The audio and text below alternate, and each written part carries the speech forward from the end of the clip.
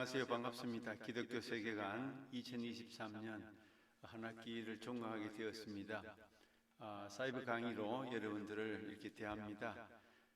여러 가지 어려운 상황 속에서도 또 감기, 몸살, 또 다양한 환경적인 어려움에도 한 학기 동안 끝까지 잘 참여해 주신 여러분들에게 진심으로 감사하고, 오늘 마지막 가르치고 배우며 성장하는 길이라는 그런 주제를 가지고 또 함께 하겠습니다. 우리 인간은 끊임없이 배우는 과정이죠. 기독교 세계관도 기독교적인 관점에서 세상을 바라보는 그런 배움의 과정이었습니다.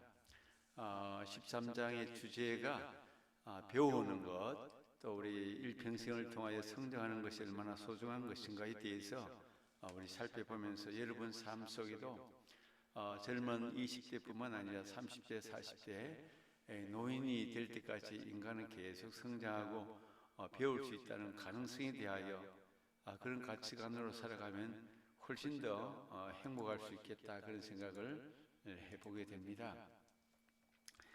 목차는 교육, 좋은 사람을 양성하는 것, 학습 동기를 높이는 방법, 행복한 대학 생활을 위한 노하우 등 이런 주제로 같이 나누게 되죠.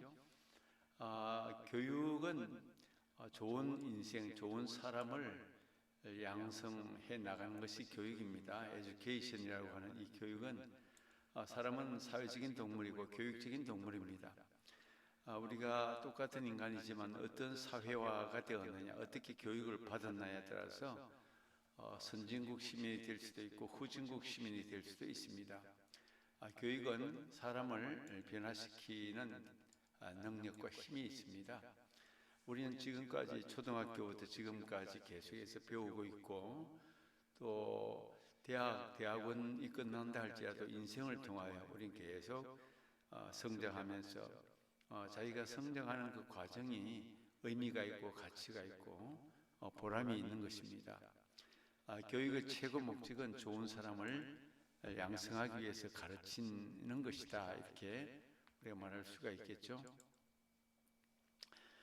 좋은 사람은 어떤 사람입니까? 우리가 말할 때 흔히 좋은 사람은 아주 타고난 그런 인재다, 그런 의미는 아닙니다. 좋은 사람은 자기 가치관, 자기 주관, 자기 정체성, 자기 인생관을 건강하게 만든 사람이라고 볼 수가 있을 것 같습니다. 그래서 좋은 사람은 이웃 간의 관계도 좋고 우리 가족의 관계도 좋고 사회적으로 유용한, 필요한 그런 인재로 자라갈 때 우리는 더욱 좋은 사람이다, 그렇게 말합니다. 세상에는 난 사람도 있고 든 사람도 있고 된 사람도 있습니다. 우리 모두가 제대로 된 그런 된 사람도 되고 속이 든든한 사람이 되기도 하고, 또 사람들에게 쓰임받는 그런 난 사람이 될 수 있다면 상당히 의미가 있지 않겠나, 그런 생각을 해봅니다. 우리 모두는 교육 가운데 있고 평생 우리가 배우고 익히며 성장하는 그런 과도기에 있는 인간이다, 이렇게 말할 수 있겠죠. 교육의 내용에 대해서 보면은 교육의 내용은 지식과 훈육, 이 두 가지 큰 틀이 있는데, 지식은 knowledge, 모르는 것을 새로 배우는 것이라면 훈육은 계속해서 훈련하는 그런 과정이다, 우리가 그렇게 말할 수 있겠죠.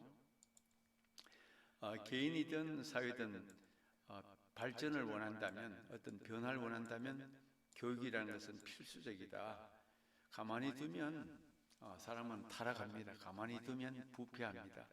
가만히 두면 발전하는 것이 아니라 퇴보하는 것이 인간의 어떤 근본적인 모습이라고 볼 수가 있겠죠.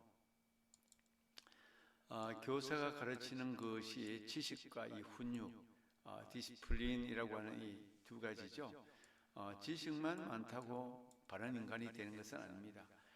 지식이 많아서 오히려 잘못되는 경우도 많이 있거든요.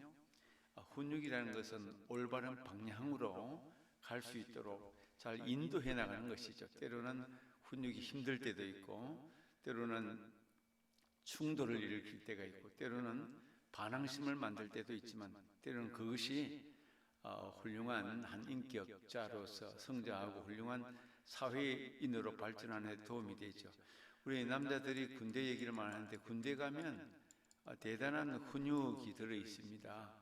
사회생활 하다가 군대 생활 하려면 굉장히 어렵고 힘들지만 군대 생활을 한 4주간, 5주간 하면 상당히 훈련이 되어서 또 군대에 잘 적응하고 군대 생활에 이제 잘 마칠 때까지 이겨낼 수 있는 그런 훈육 방법이 있죠. 훈육은 방종으로 빠지는 것을 방지합니다. 훈육은 바른 길, 사회에서 원하는 길, 또 인간다운 길을 이끌어가는 그런 원리와 방법이 훈육이죠. 그래서 훈육이 인간에게 꼭 있어야지 방종에 빠지지 않고 타락에 빠지지 않고 퇴보하지 않는다. 우리가 그렇게 말하면 좋을 것 같습니다. 자, 좋은 사람을 양성하는 게 있어서 교육에 어떤 두 가지 방향이 있다면 하나는 인지적인 교육이고 하나는 비인지적인 교육이라고 할 수 있습니다. 말 그대로 인지적인 교육은 하나의 틀을 짜서 그 방향을 잡아놓고 그 방향을 의도적으로 이끄는 것이고, 비인지적 교육은 그냥 어떤 틀이나 방향이 있다기보다는 의도하지 않은 그냥 자연스럽게 내추럴하게 그냥 아주 자연스럽게 나아갈 수 있는 그런 방법, 인위적인 방법을 가능한 도입하지 않고 물을 흐르듯이 강물이 흘러가듯이 그렇게 나가는 방법을 말하는 것이죠. 또 교육에는 제도권 교육도 있고 비제도권 교육도 있습니다. 제도권 교육을 우리가 지금까지 받아왔습니다. 초등학교, 중학교, 고등학교, 대학교. 오랜 기간 동안 교육이 제도권 안에 있다 보니까 여러 가지 잘못된 어떤 조직과 원리의 어떤 부작용도 많이 있습니다. 그래서 비제도권 교육이 생겨나게 되죠. 말하자면 대안학교라든지 또 학교 이외에 학교 밖의 어떤 교육 같은 것을 통하여 우리 검정고시도 있고 다양한 방법으로 도전하면서 사회인이 되는 그런 방법도 있습니다. 제도권 교육에 어떤 적응하지 못하는 우리 학생들이 있다면 비제도권 교육을 통해서 오히려 더 훌륭한 교육을 만들어낼 수도 있겠죠. 또 사적인 교육도 있고 공적인 교육도 있습니다. 우리나라는 공적인 교육이 부작용이 참 많다고 오히려 사적인 교육을 더 신뢰하는 그런 방안도 생겨나게 되었습니다. 어쨌든 교육이라는 것이 이렇게 만만치 않다, 쉬운 일이 아니다라는 것을 우리가 잘 알게 됩니다. 또 가정교육도 있고 사회교육도 있습니다. 자, 학습 동기를 높이는 방법으로 학습 동기를 높이는 방법으로 이제 호기심과 흥미, interesting이라고 하는 흥미, 칭찬과 인정 이런 것들이 배움의 동기부여를 하게 되죠. 이 모티브라고 하는 어떤 동기를 불러일으키는 것이 교육에 있어서 효과적인 열매, 결과를 맺는 데 아주 중요합니다. 사람은 호기심을 많이 가지고 있습니다. 어린아이도 호기심이 있고 노인도 호기심이 있습니다. 새로운 것, 또 잘 모르는 것, 또 새로운 여행지, 새로운 지식에 대한 호기심을 본성적으로 가지고 있기 때문에 그래서 교육이 이루어지는 것이죠. 호기심을 잃어버리는 이유는 가르침이 너무 주입식이 됐다든지 또 자만하다든지 매너리즘에 빠진다든지 습관성에 이제 빠진다든지 이렇게 되면 호기심이 없어지죠. 매일 똑같은 것이 이루어진다. 새로운 것이 없다. 변화가 없다. 그래서 우리는 호기심이 없어지면 배움에 대한 동기, 욕구도 사라집니다. 그래서 우리 칭찬과 인정이라는 그런 방법이 있는데 이거는 이제 심리학에서는 이제 행동주의 방법입니다. 행동주의. 그래서 칭찬하고 격려하면서 그 마음의 동기를 긍정적으로 그렇게 만들어주는 거죠. 안정감을 줄 수가 있기 때문에 그런 장점이 있습니다. 인간은 인정을 통해서 자기 자신을 이해하고 좀 더 도전적인 사람으로 자기 자신의 가치를 인정받을 때 사람은 더 자기 존중감, 또 자기 가치감, 자기 의미를 더 크게 가질 수 있다 그렇게 보는 거죠. 자, 학습 동기를 높이는 방법으로 배움의 필요가 분명해야 된다. 사람은 필요에 따라서 열심을 냅니다. 내가 운전할 필요가 있다 하면 운전면허증을 반드시 따겠죠. 내가 어떤 자전거를 타야 된다. 자전거를 꼭 배울 것입니다. 내 건강에 문제가 생겼다. 그러면 헬스장에 다니고 건강을 향상시키기 위해서 노력할 것입니다. 이게 동기죠. 학습 동기. 필요가 있을 때 배움에 대한 동기가 생기는 것입니다. 필요는 한 인간에게 니드라고 하는 이 필요는 무엇을 원하는지, 내가 무엇을 갈구하는지, 무엇이 더 결핍되어 있는지에 따라서 달라질 수가 있습니다. 그래서 내가 무엇을 원하는지를 분명하게 안다는 것, 이것이 학습에 있어서, 배움에 있어서 중요한 요소가 될 수가 있습니다. 그래서 우리 인간은 배움의 어떤 동기, 학습 동기를 가질 때 단기적인 목적을 세울 수도 있고 장기적인 목적을 세웁니다. 이렇게 계획적인 그런 사람도 있지만 사실은 계획이 좀 약한 사람들도 있습니다. 그럼에도 불구하고 단기적으로 어떤 배움의 필요성을 느끼면은 우리 단기적으로 열심을 내죠. 운동도 하고 학원에도 다니고 영어도 배우고 그걸 지속적으로 꾸준하게 잘해 나갈 수 있으면 대단히 좋은데 그렇지 못할 때 우리가 많은 열매 소득을 거두지 못할 때도 많습니다.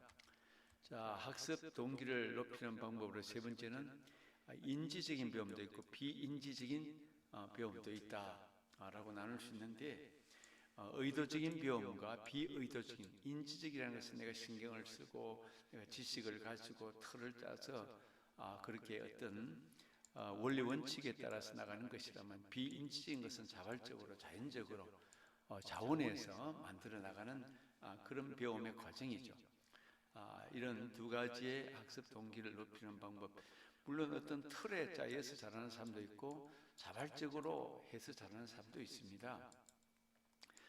그래서 집중력도 높이고 기억력도 원할 때, 자기가 자발적으로 할 때 기억력도 높아집니다. 지식교육과 사고교육, 지식만 더 많이 키워나가는 교육, 또 생각을 넓게 하는 그런 사고교육도 있다고 볼 수가 있죠. 자, 이렇게 인지적인 배움과 비인지적인 배움으로 나눠볼 수도 있다는 것이죠. 또 사고에 있어서 비판적인 사고, 논리적인 사고의 어떤 방법도 있습니다. 우리가 논리적인 사고는 이제 원리 원칙에 따라서 어떤 객관성을 찾아내는 것이라면 비판적인 사고는 어떤 나의 생각, 나의 판단을 집어넣어서 옳고 그름에 대해서 잘못된 것에 대해서 찾아내고 다시 새로운 것을 추구하는 그런 방법이라고 말할 수가 있겠죠. 자, 학습 동기를 높이는 방법으로 나의 생각 중심에 무엇을 둘 것인가. 우리 인간은 생각, 이 사고라는 것이 대단히 중요합니다. 어떤 생명체도 가지고 있지 않는 인간에게만 있는 이성, 사고, 이것이 인간을 인간되게 만들고 또 창조적으로 만들고 과학적으로 만들고 또 성장하게 만들고 의미와 가치를 만들어내는 것이 인간이 가진 이 사고라고 말할 수가 있죠. 그래서 이 생각 중심, 사고 중심에 무엇을 담고 있느냐에 따라서 그 사람의 크기, 인생의 크기, 가치가 달라질 수 있을 것 같습니다. 무엇을 위해서 공부하는가? 공부는 자신을 위한 것인가? 또 남을 위한 것인가? 나는 무엇을 지향하고 있는가?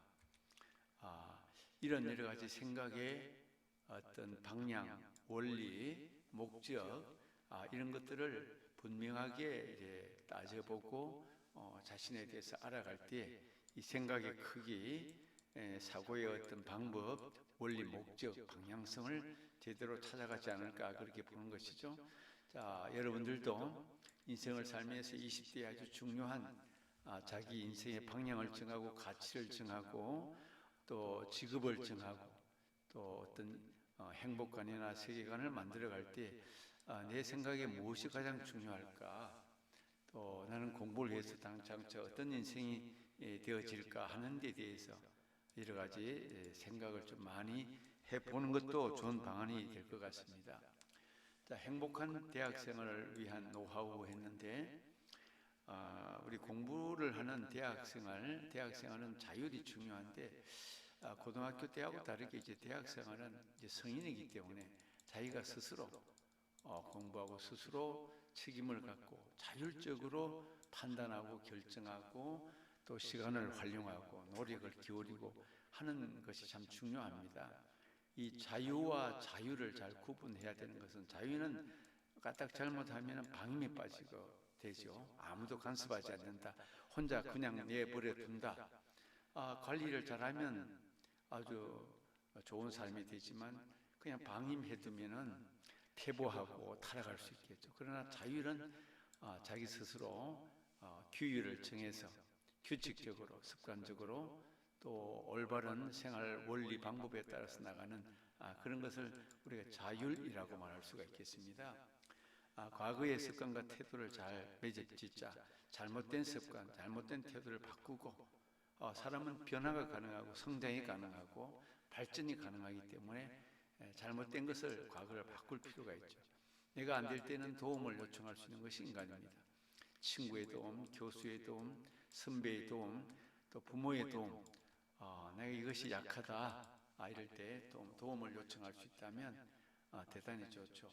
이 독일 하이델베르크 대학의 학생 감옥이라는 것이 이렇게 있는데, 그렇습니다. 우리가 이렇게 감옥이라는 이 개념은 참 인간을 속박 가운데, 구속 가운데 자율성을 뺏어버리는, 그야말로 타락하게 만들고 인간을 완전히 비인간화 만드는 것이죠. 그러나 반대로 대학 생활은 자유와 자율 속에서 주어지는 것이기 때문에 여러분들의 대학 생활이 행복한 그런 대학 생활이 될 수 있도록 자유를 잘 관리하고 책임적인 자유를 누리고 자율적으로 생활할 수 있는 그런 패턴, 그런 습관, 그런 관습을 만들어 나가는 것이 얼마나 중요할 것인가 생각해 볼 수가 있겠죠.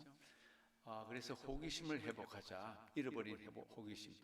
호기심이 있으면 밤을 새울 수가 있고, 호기심이 있으면 책을 읽을 수가 있고, 호기심이 있으면 여행을 갈 수도 있고, 호기심이 있으면 친구를 사귈 수도 있고, 호기심이 있으면 창조적인 사람이 되고 그렇습니다. 호기심이 우리가 마음속에 동기를 만들고 일하게 만들고 움직이게 만들고 활동하게 만들고 그런 역량을, 자기 안에 있는 역량을 개발해낼 수가 있죠. 호기심은 어린 아이들의 전유물만이 아닙니다. 호기심은 노인도 가질 수가 있고 청년들에게 많이 또 나타나고 필요한 그런 요소가 호기심입니다. 호기심 때문에 여행을 갈 수 있잖아요. 호기심 때문에 어떤 일이든지 아주 용기 있게 도전하며 나갈 수가 있습니다. 호기심을 잃어버린 이유를 찾아보자. 왜 나는 호기심을 잃어버렸을까?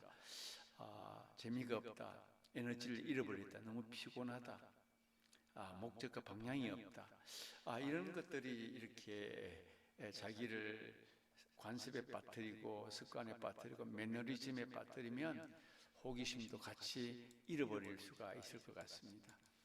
그런 것들을 다시 한번 회복할 수 있도록 호기심이 있어야 창의적인 사고가 이루어지죠. 인간이면 누구나 가지는 근원적인 호기심이 있습니다. 누구든지 인간은 새로운 것을 보면, 새로운 자동차를 보면, 새로운 핸드폰을 보면, 새로운 컴퓨터를 보면, 새로운 어떤 장난감을 보면 누구나 호기심을 가지고 발동하죠. 그래서 움직이게 되죠.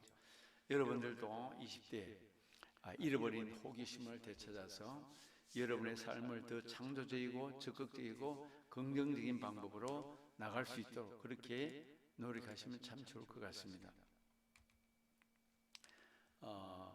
새로운 만남과 교류, 대학 생활에 참 좋은 점이 이제 성인이 되기 때문에 자유도 있고 책임감도 있고 스스로 할 수 있는 선택권도 있고, 그래서 새로운 만남을 얼마든지 가질 수가 있습니다. 새 친구를 사귀고 또 여러 가지 교류 활동을 많이 할 수 있는 그런 장점이 대학생입니다. 학문은 먼저 대화로부터 시작이 된다. 대화를 잘 하면서 이제 학문이 폭이 넓어지고 새로운 지식을 받아들이게 되고, 내가 가지고 있는 내 생각보다 타인의 생각, 여러 사람의 생각을 받아들이면서 나의 마음이 넓어지고 지식도 더 확장되고 발전할 수 있겠죠.